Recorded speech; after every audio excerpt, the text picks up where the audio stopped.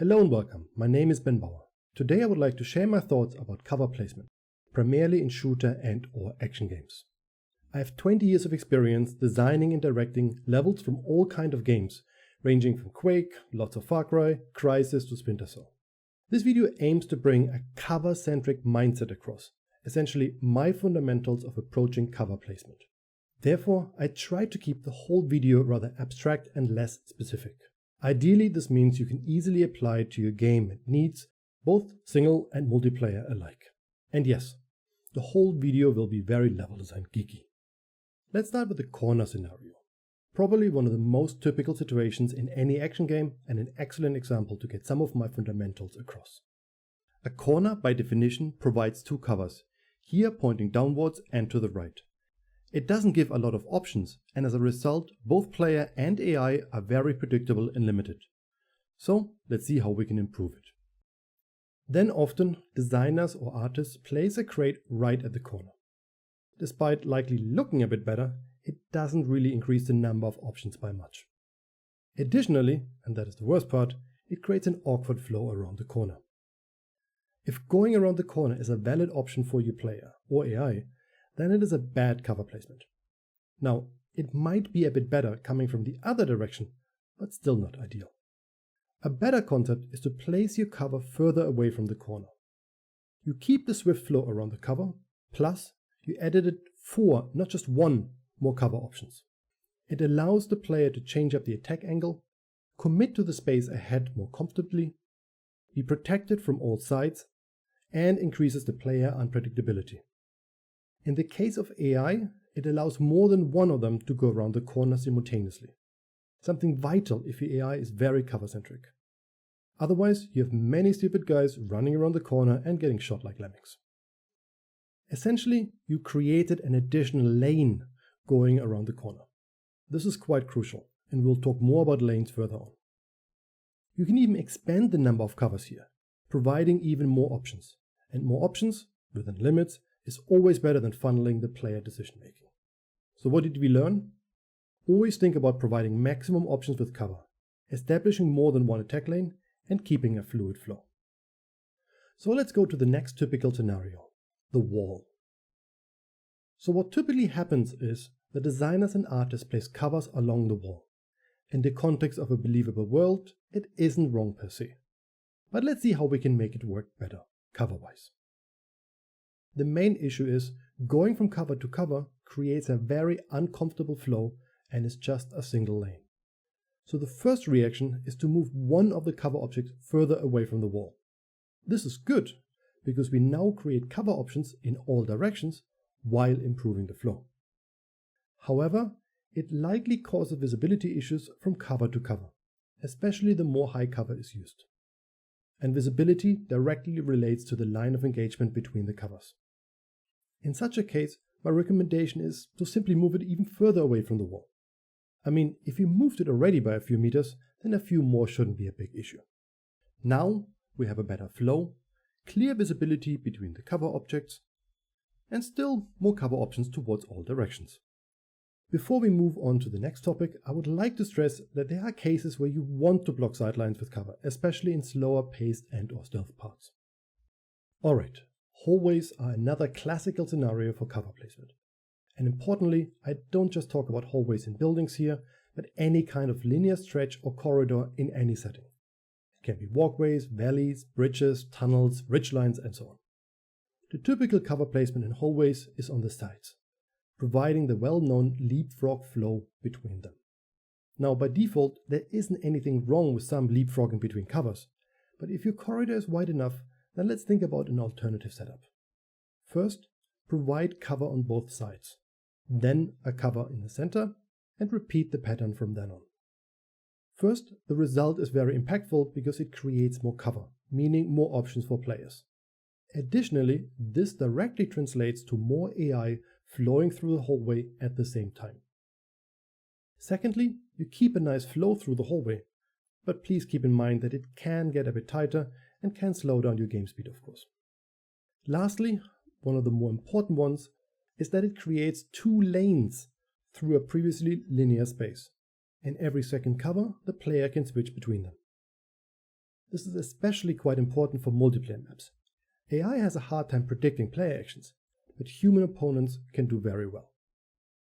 The last comment is that I recommend keeping the central cover objects only medium-high to keep some sidelines intact.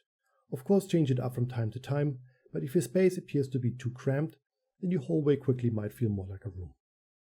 Our next scenario is going to be the T-junction. Again, it shouldn't be limited to just interiors, since such setups can appear in any more linear environments. By now, I hope most of you expect me to place the cover objects more central to the T-junction, away from the walls. This is correct, but I would like to elaborate on a bit more. So first of all, of course it creates a lot of cover directions. It doesn't affect the original flow much or not at all, and it makes a new lane. So far so good. This is already a significant step in the right direction.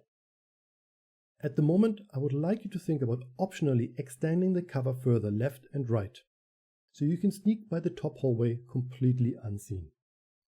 It might matter less if there is AI in the top hallway. Its reaction time likely will not trigger detection for any player hushing by, but it can mean a lot in multiplayer. Purposely blocking sidelines entirely is an essential consideration in such cases. After all, it makes a massive difference if a human opponent knows if you use a lane or not. Next up, let's look at concave environments, or the more likely case might simply be inside a room.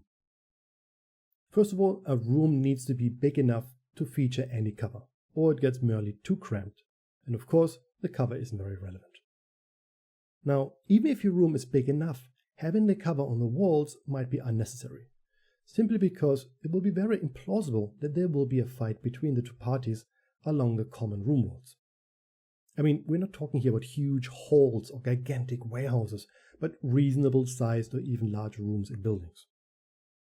Now, you might have guessed it already, cover in such cases should be placed away from the wall, especially providing cover towards the entrance of the room, the most likely threat position. There isn't too much to talk about flow and lanes in rooms now, but please keep in mind that a cover object inside a room can often look odd or get very cramped, especially in smaller ones. In such cases, simply don't place any cover, and remember that door frames provide cover as well. But more about doors soon. Also, in case a room has more than one entrance or is shaped differently, then it is essentially just a combination of corners, hallways or T-junctions, and we've covered them already previously. So after covering concave spaces, let's talk about convex ones. However, I don't think we need to cover the outside of a room case, since this is essentially a corner or wall scenario, which we've covered already. Instead, let's think about a larger round shape, like a big rock or gas tank. Of course, by now you think that all cover objects should be placed away from the wall. Well, not precisely. First of all, we have many cover options in all directions, multiple lanes and opportunities to switch them. Still, the flow going from cover to cover isn't ideal due to some harsh angles. Of course, it isn't bad per se, but to create some more believable environments and possibly improve the flow, let's think about other scenarios. A good alternative, in my opinion, is to alter between cover at the walls and away from it. You still keep cover options in all directions available, and more importantly, it creates a nicer flow going from cover to cover. Yes, I said it, sometimes it's okay to have fewer options for the sake of a better flow. Granted, it's very case by case. There's no 100% strict rule to follow, but instead, develop a good sense and mindset with time, and play a lot. Alright, a previously teased scenario is the infamous door frame. It is a bit of a particular case, but it haunts us level designers for aeons. Essentially, the eternal problem is that players prefer to stay outside of the room. They rightfully use the security of the door frame to kill everyone in the room, and first experience your beautiful designed combat space when they can rush through it in safety. There are many ways to approach this issue, but let's see what cover can do. The first option is to provide cover close to the doorframe, which is a better place than the doorframe. You could have a better view of the scene ahead, a better sniping spot, or a great place to lock grenades from.